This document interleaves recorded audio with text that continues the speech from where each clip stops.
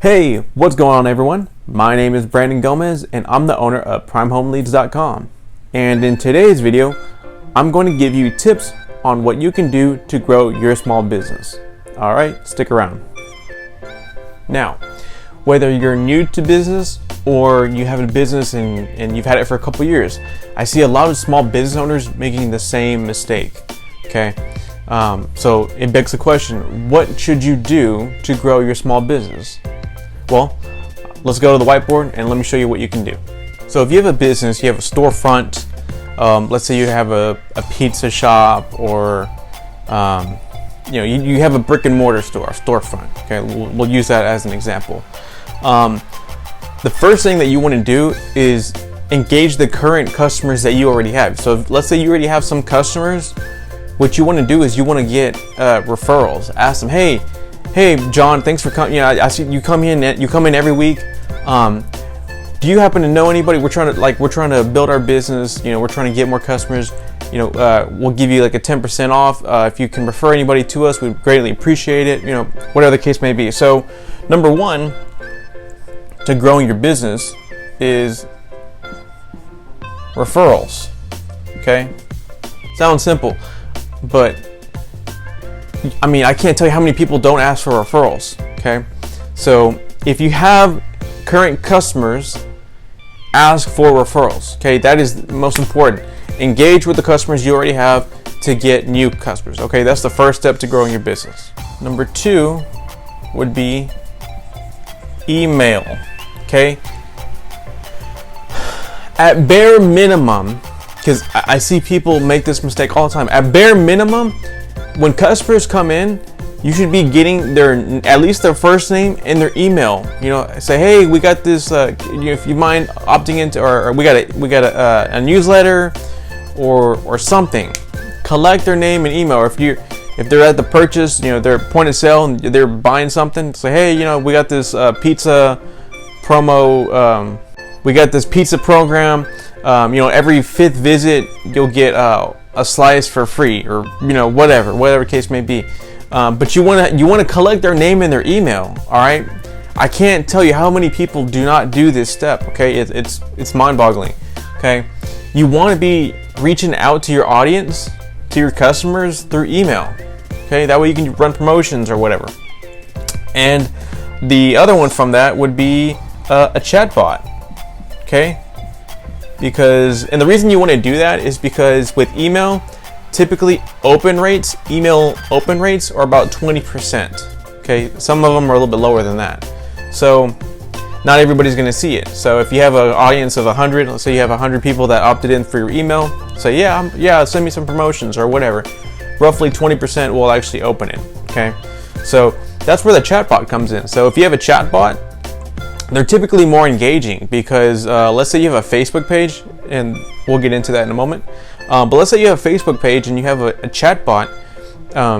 You can basically send promotions. You can send discount codes. You can even ask questions. You can actually create a segmented list that says, hey, these people. You can ask certain questions. That way you can actually split it. Say, hey, these people like the deep dish pizza, and these people like the hand toss pizza. Because the chatbot could basically say, hey, thanks for finding our Facebook page. How can we help you? And it'll basically ask like their name, their number. It'll say like hours of operation. They click on it, it'll give them their information. And if they say, hey, I saw you recently went to our pizzeria. Here's a coupon code, whatever. What kind of toppings do you like?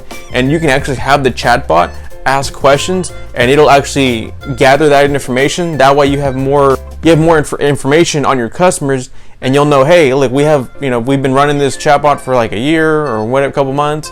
We have 1,000 people that opted in from it, and you could say, hey, this group likes deep dish pizza, this group likes the hand toss or whatever, and so it'll give you more information. And typically when people get an alert on Facebook, they look at it right away. And so like a chatbot actually has an open rate of about 80%. So it is higher. It's really only on Facebook.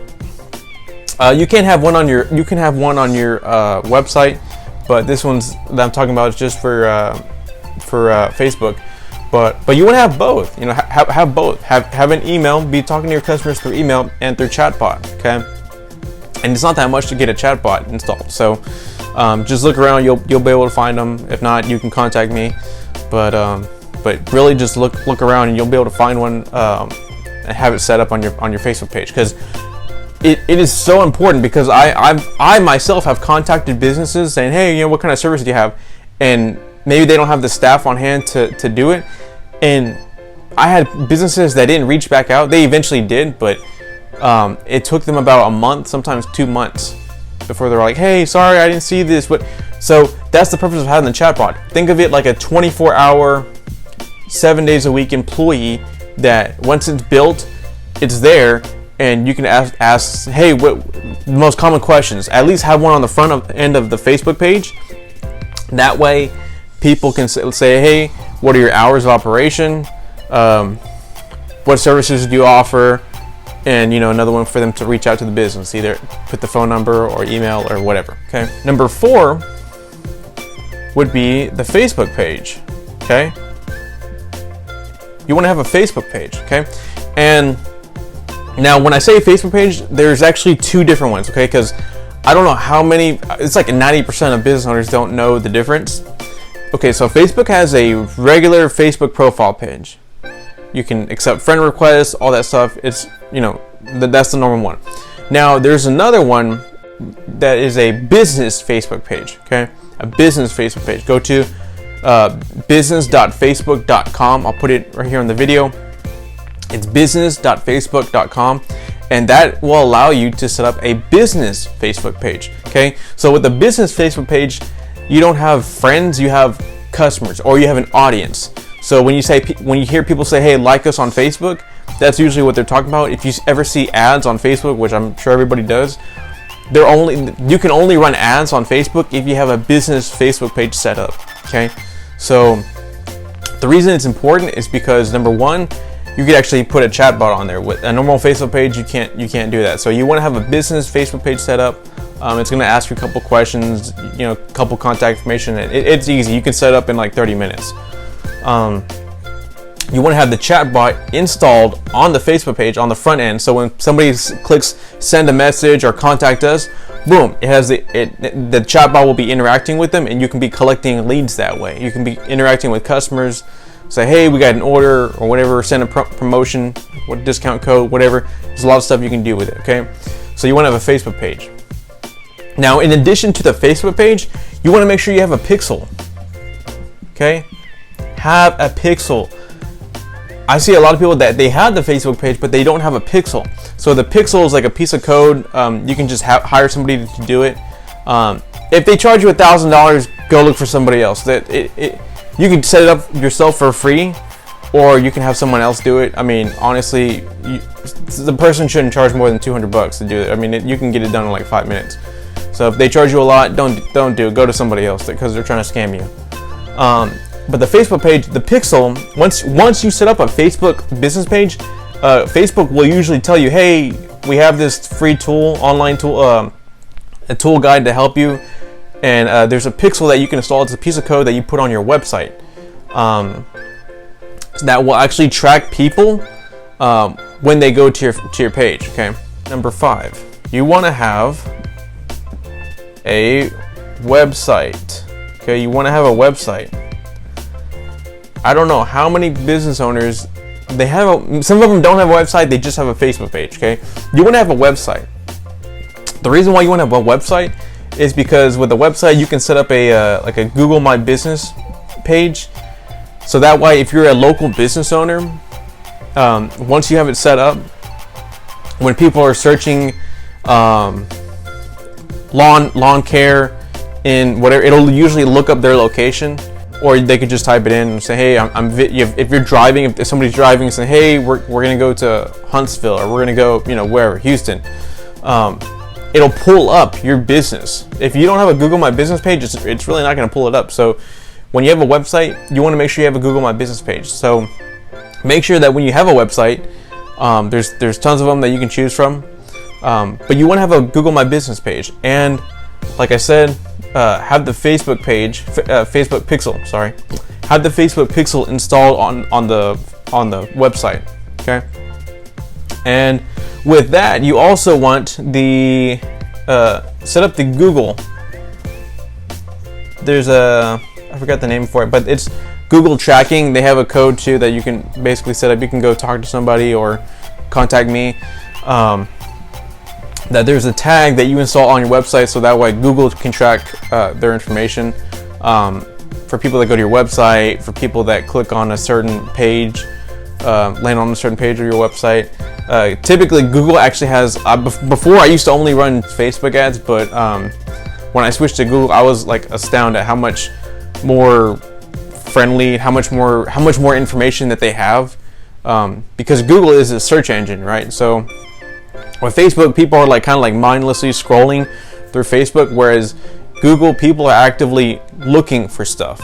So if they're looking for your service, they're looking for your restaurant or whatever the case may be, it's like the people are more higher intent. The audience is more higher intent, more buyer intent on Google than they are on Facebook. So you want to have a website, you want to have the Google tag on the page, so that when they leave, you can actually track them. Okay, and that kind of goes back into like marketing with the chatbot. When you run ads, they'll be targeted.